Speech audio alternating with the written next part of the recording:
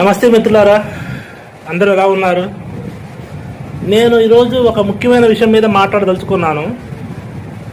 అది మనందరికి సంబంధించిందే. ఇది ఎవరో నిపుణులు మాట్లాడితే బాగుంటుంది, లేకపోతే దానికి సంబంధించిన వాళ్ళే మాట్లాడాలి, లేకపోతే రాజకీయ నాయకులు మాట్లాడితేనే కరెక్ట్గా ఉంటుంది, లేకపోతే విద్యావేత్తలు మాట్లాడితేనే కరెక్ట్గా ఉంటుంది అని అంటున్నారు. సరే, ఎవరు మాట్లాడినా ఈ సమస్యకి ఒక పరిష్కార దిశగా మాట్లాడితే ఎవరు మాట్లాడినా కరెక్ట్గానే ఉంటుంది, సబబే.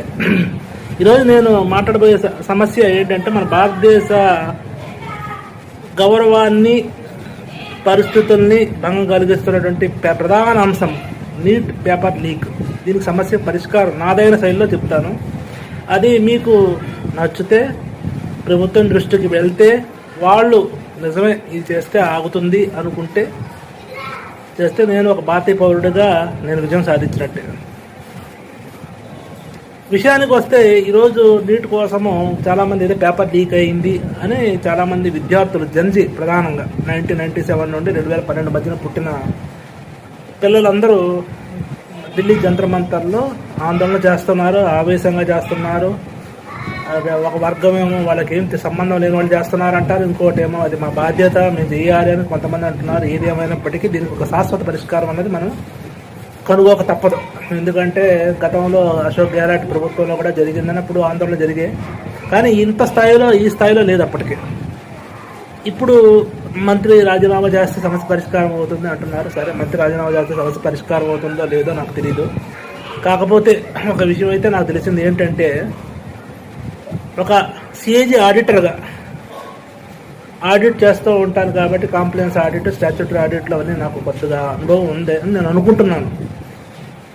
కాబట్టి ఆ ధోరణితో ఆలోచిస్తున్నాను. విశ్లేషించి దీనికి ఒక సమస్య పరిష్కారం ఇస్తే ఎలా ఉంటుందో అన్న ఉద్దేశంతో ఒక వీడియో చేస్తున్నాను. 1980, 90 ఆ ప్రాంతంలో ఉమ్మడి ఆంధ్రప్రదేశ్లో చాలామంది ఎంసెట్ రాసేవాళ్ళు ఇంజనీరింగ్ సీట్ల కోసం. ఇంజనీరింగ్ సీట్లు చాలా తక్కువ ఉండేది. కొంతమంది ఎవరైతే పరీక్షలో పాస్ అయ్యారో, ఉత్తీర్ణులు అయ్యారో, మంచి ర్యాంకులు తెచ్చుకున్నారో వాళ్ళు ఆంధ్రప్రదేశ్లో ఉన్న కళాశాలల్లో ఇంజనీరింగ్ చదివేవారు. కొంతమంది రానివారు పక్క రాష్ట్రాలు అయినటువంటి కర్ణాటక, తమిళనాడు, మహారాష్ట్రకి వెళ్ళేవారు.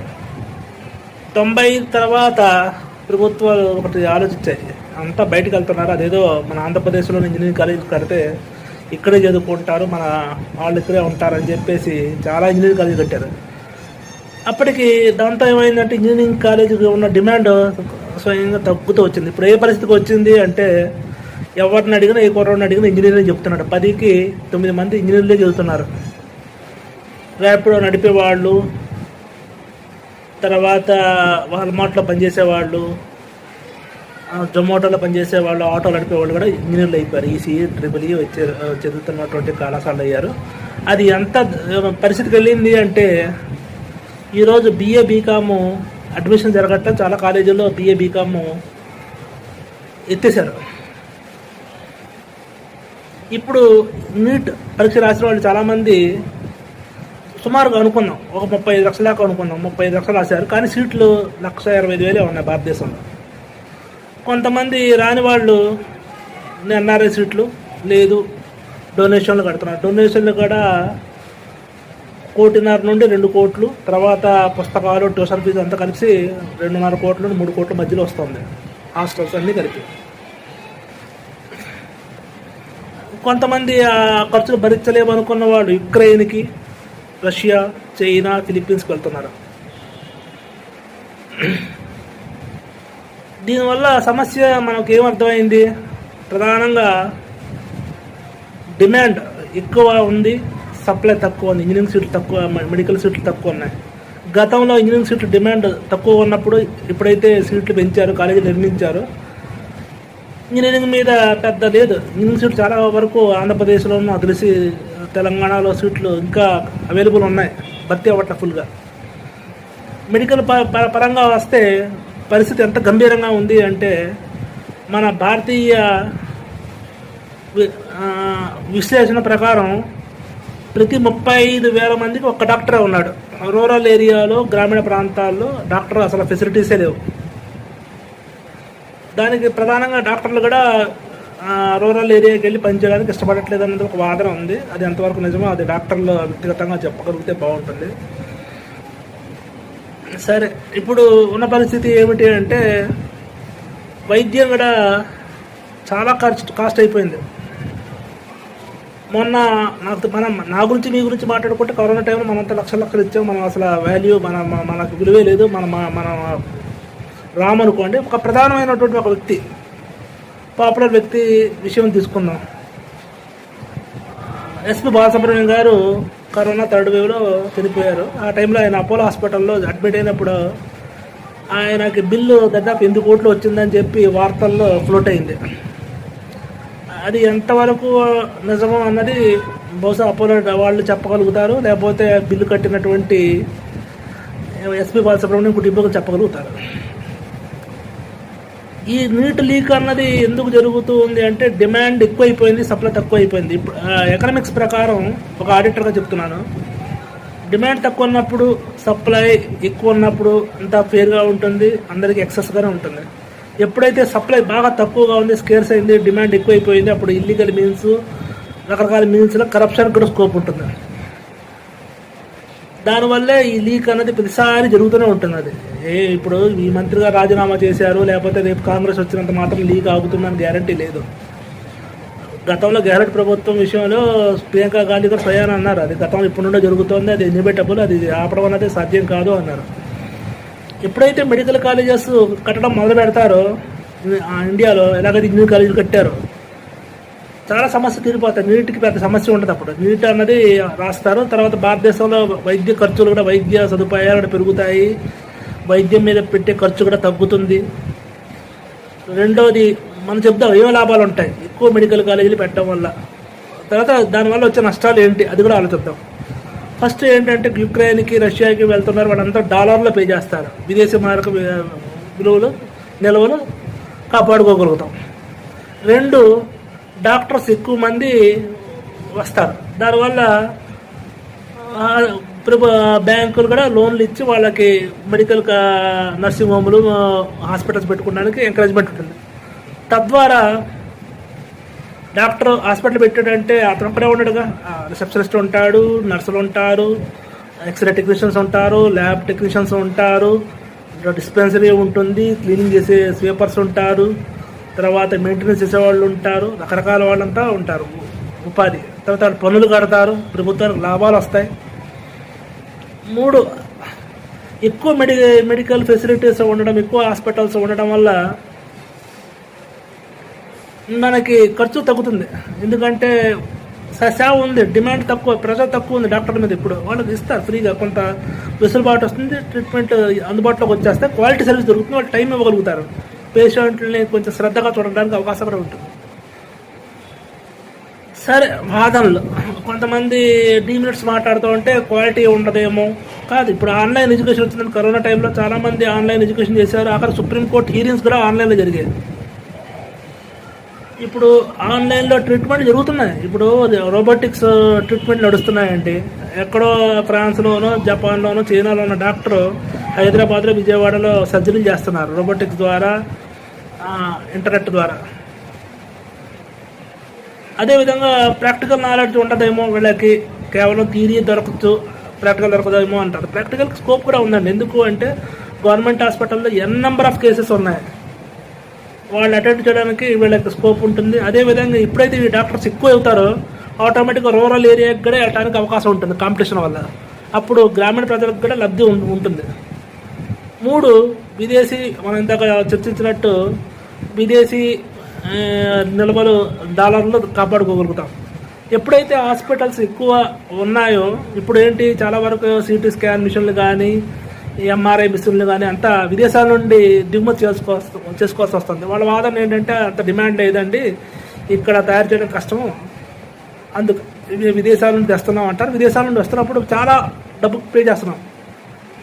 ఎప్పుడైతే ఇన్ని హాస్పిటల్స్ ఇవన్నీ వచ్చేపాటికి ఇక్కడ స్థానికంగానే మేక్ ఇన్ ఇండియా పద్ధతి ద్వారా, స్వదేశీ పద్ధతిలో ఇక్కడే ఉత్పత్తులు జరగడం మొదలుపడతాయి.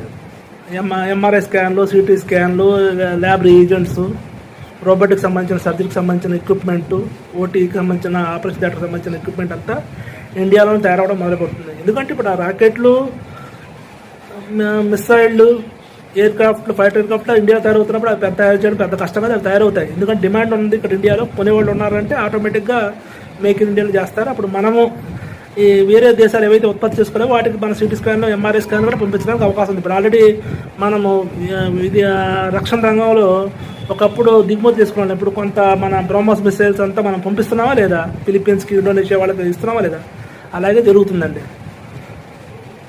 సరే, ఈ క్రైసిస్ వల్ల ఇప్పుడు ఈ నీట్ సీట్లు తక్కువగా ఉండడం వల్ల వచ్చే సమస్యలు ఏంటి అంటే ఫేక్ డాక్టర్స్ కూడా ఎక్కువైపోయారండి. ఇప్పుడు స్ట్రింగ్ ఆపరేషన్స్లో ఢిల్లీ ఆ ప్రాంతాల్లో, ఢిల్లీ అంటే హైదరాబాద్, విజయవాడ, గుంటూరు ఈ ప్రాంతాల్లో చాలామంది డాక్టర్స్ ఒకప్పుడు గతంలో మేల్ నర్సులు, కాంపౌండర్లుగా చేసిన వాళ్ళు కొంత అనుభవం వచ్చిన తర్వాత వాళ్ళు డాక్టర్ అవతారం ఎత్తుతున్నారు. ఇంకొంతమంది అయితే రిస్క్ తీసుకోలేని వాళ్ళు ఏం చేస్తున్నారంటే నర్సింగ్ హోమ్ పెట్టి వేరే డాక్టర్ పేర్లు పెట్టుకుని నర్సింగ్ హోమ్ నడుపుతున్నారు, కన్సల్టెంట్గా పెట్టుకుంటున్నారు, వాళ్ళే ట్రీట్మెంట్ ఇచ్చేస్తున్నారు. ఈ నర్సులు ఈ డాక్టర్ల పేరు చెప్పి వీళ్ళే ట్రీట్మెంట్ ఇచ్చేస్తుంటారు నర్సులు. మహా అయితే ఫోన్లో మాట్లాడి సార్ ఇలా పేషెంట్ కండిషన్ ఉంది ఏమంటారంటే పలానా మెడిసిన్ ఇవ్వు, పలానా యాంటీబయాటిక్ ఇవ్వగానే ఇస్తున్నారు, పలానా నొప్పి చెప్తున్నాడు, పెయిన్ కిల్లర్ అంటే ఇస్తున్నారు. జరిగిపోతుంది. ఇదండి వాస్తవం. గ్రౌండ్ రియాలిటీస్ ఈ విధంగా ఉన్నాయి. ఇప్పుడు ఎక్కువ మెడికల్ కాలేజెస్ పెట్టడం వల్ల వచ్చిన నష్టం ఏమీ లేదు. ఇంకా ఏమవుతుందంటే రీసెర్చ్కి మంచి గ్రౌండ్. ఇప్పుడు పెద్ద పెద్ద కంపెనీస్ మెడిసిన్స్ ఇండియాలోకి తెచ్చి ఇక్కడ టెస్టులు చేస్తూ ఉంటాయి, హ్యూమన్ ట్రయల్స్ చేస్తూ ఉంటాయి.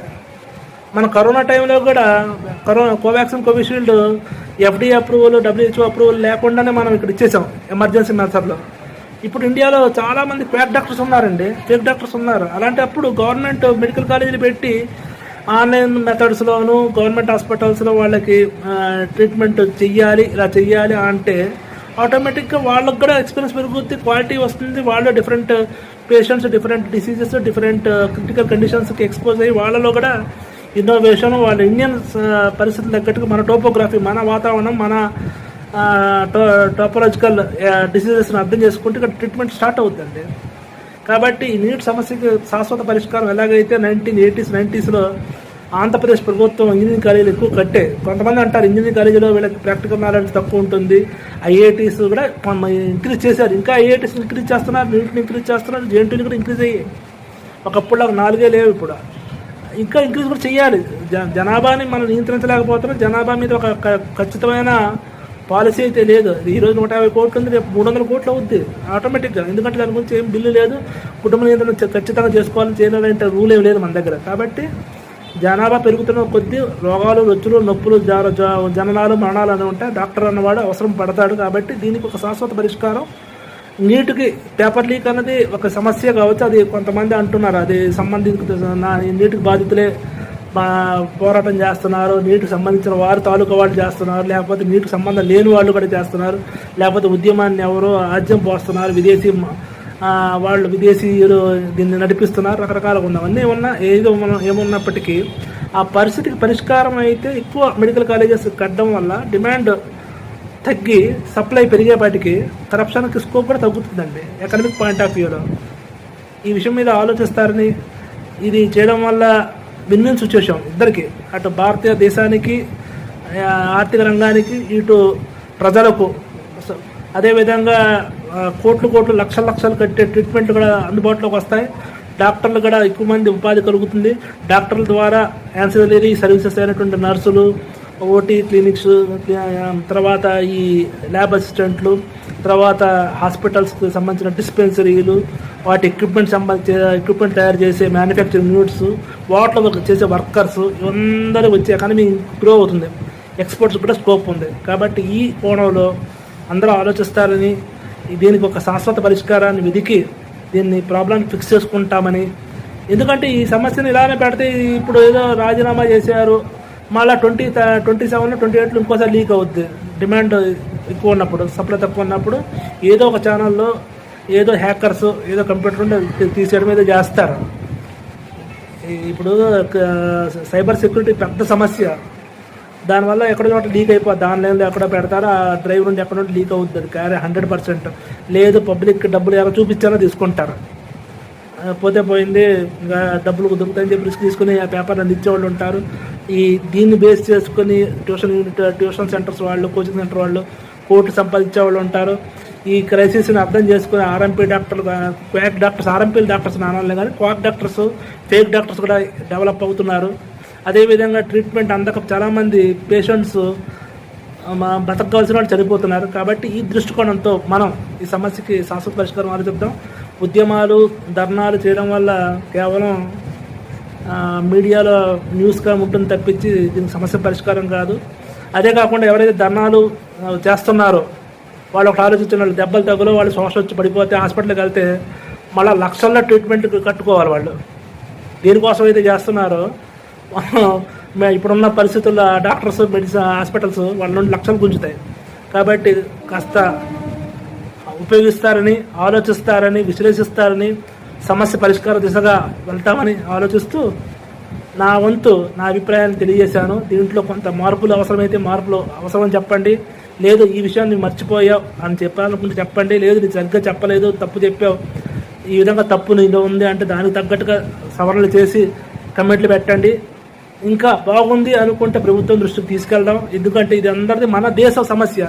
మన దేశంలో జరుగుతున్న అల్లర్లు మనం మాట్లాడుకోవాలి, మనం నివారించుకోవాలి. అదేదో టై కట్టుకోనో, లేకపోతే డిగ్రీ సర్టిఫికేట్ ఉన్నవాడు, లేకపోతే ఏదో పెద్ద ప్రభుత్వం పెద్ద అధికారిగా వెలగబెట్టినోడే మాట్లాడితేనే కరెక్ట్గా ఉంటుందని కాదు. సామాన్య మానవుడికి కూడా బాధ్యత ఉంది. భారతదేశపు పరిస్థితుల్ని చక్కదిద్దుకోవడంలో ప్రతి పౌరుడి బాధ్యత. ఆ బాధ్యతగా నేను ముందుకు వచ్చి నేను చెప్పుకుంటున్నాను. ఈ అవకాశాన్ని నేను తీసుకున్నందుకు, మీరు ఓపికగా నేను చెప్పినంత విన్నందుకు మీ అందరికీ పేరు పేరున ధన్యవాదాలు. జై హింద్, జై భారత్.